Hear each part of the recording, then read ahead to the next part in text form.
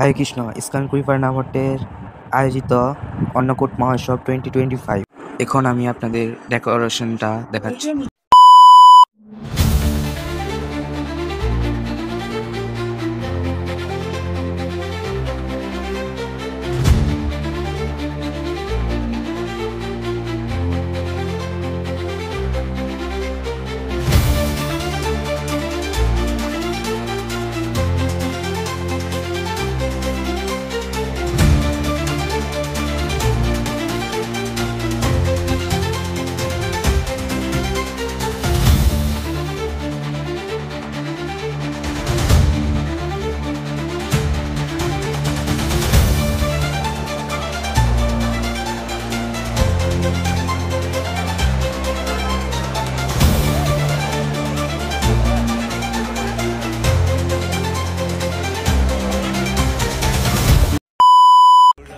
ISKCON কুইপারা নামটির সকল ভক্তরা অন্নকূট মহোৎসবের পূর্বরাত্রিতে সবাই মিলে নানা সেবা করছিল।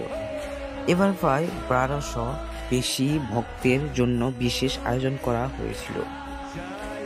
ভগবান শ্রীকৃষ্ণের ইচ্ছায় আশা করি 2026 সালে এই আয়োজন আরো বড় হবে।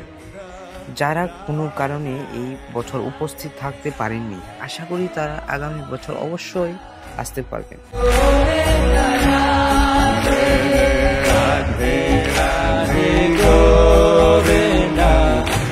এখন দেরি না করে মূল ভিডিওতে চলে যায়।